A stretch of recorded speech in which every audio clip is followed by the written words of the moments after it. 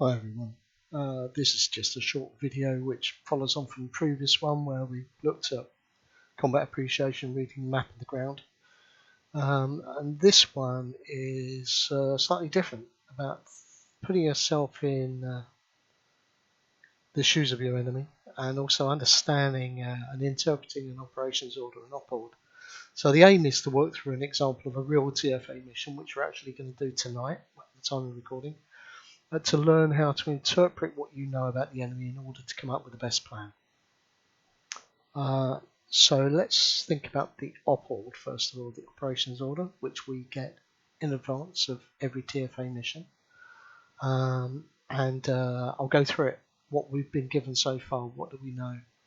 Well, the ground is going to be the Fallujah 1.2 map, which we also know is largely flat terrain, with the city consisting of dense built-up areas. Our start point for the mission is going to be the airfield to the southeast. The situation that we know about is that NATO's attempt to seize control of Fallujah has stalled. 2 Bradley IFVs have been abandoned and the crew are presumed dead. NATO Central Command has ordered that those assets, the IFVs, are recovered as soon as possible. Friendly forces are TFA, are the only friendly forces that we know about on the mission, and they'll comprise 4 squads as we normally do, plus a command element, and totals about 20 to 25 people. We never know for sure, of course, because we don't know who's going to turn up on the night, but that's a rough estimate. 4 squads plus a command element, totaling 20 to 25 people.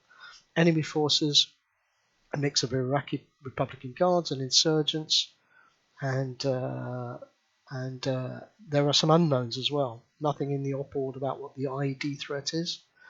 Do we have any availability of ISR assets like drones or any other sensors that may be able to give us some sort of overwatch of the operation?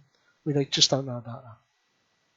The mission is that TFA, acting as a Special Operations CSAR, Combat Search and Rescue team, we've been tasked with the safe return of those assets, the 2 Bradleys, and this is a day mission. We have 2 main objectives: to safely escort the Bradley operators to the assets, so it's going to be a helo infill, and then we're going to need to get them to wherever those vehicles are. We only have a rough idea of where they are.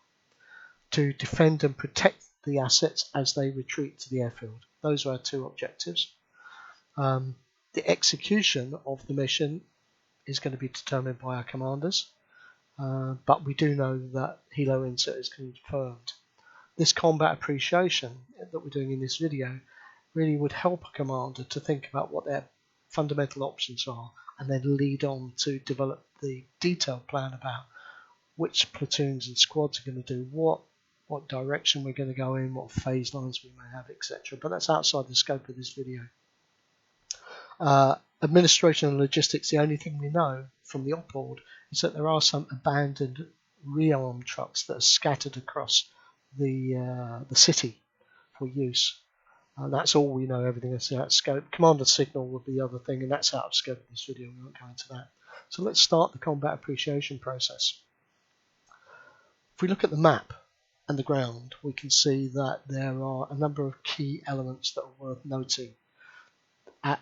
There is the northern perimeter road up on the northern edge of the city, which is between the city and the railway line.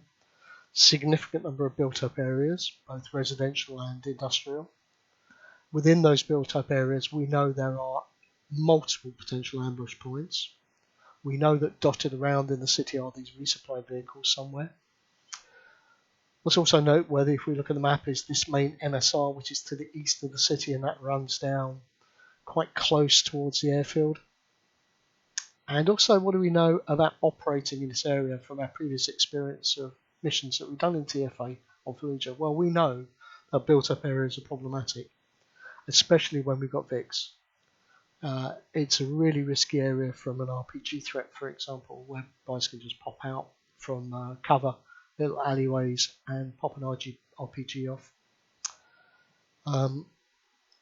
So what are our fundamental options? Well, as I see it, and I'm far from perfect, but I think there are 2 fundamental options. We could kind of find the VIX and then track south-southeast through the city almost doing a kind of a straight line towards the airport. Or option B would be to get up to the northern edge of the city, use that northern perimeter road, and then potentially cut across east, get on the main MSR, and then head down to the airport that way. Those are the two options.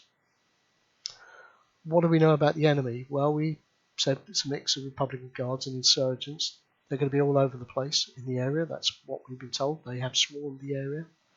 And typical formations that we've seen in the past here are small fire teams, individual snipers, particularly they like high ground, and RPG gunners that kind of nip out of cover.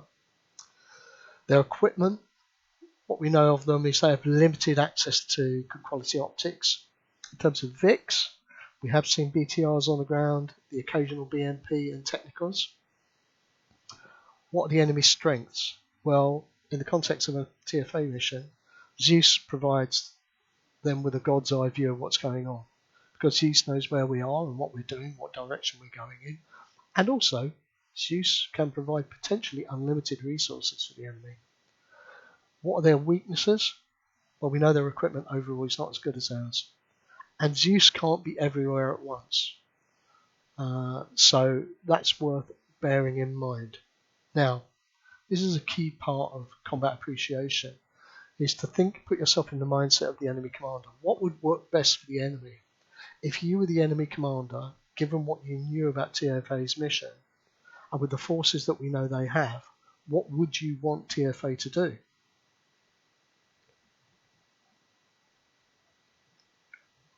It's an important point. It's worth bearing in mind. What would you want TFA to do? I think I would want TFA to cut through the city, because we could pop out from cover, we could have squads running around and bracketing them, going down parallel roads, hit and run raids, and could significantly disrupt progress, block streets with IDs or destroyed vehicles. There are loads of different things we could do in terms of disrupting that, get my guys on the high ground shooting down into the streets. Now, from a TFA perspective, what we want to do, as we always want to do, is we want to seize and hold the initiative from as soon as the mission starts until the mission ends. So that means doing something that the enemy commander doesn't expect you to do. Based on all of that, what would work best? Option A or option B? Personally, I think it would be the option to go around that perimeter road, where we only have to look at one side of the city. We could probably move faster, cut across to that MSR, where the open ground and our superior optics will give us a significant advantage over the enemy from a distance. Anyway, who knows what's going to happen. Once we have that outline plan, though, if you've developed the outline plan as a commander, then you could develop it in more detail. That's outside the scope of this particular video. So in summary, it's really valuable to consider the enemy's respective strengths and weaknesses and refer to previous experience of scenarios where things went well or went badly.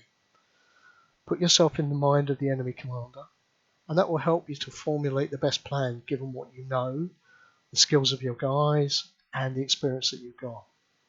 I'll be posting a video of this actual mission from the Artemis perspective, and so it's going to be interesting for all of us to see what actually happens. Hope you've enjoyed this. Thanks a lot.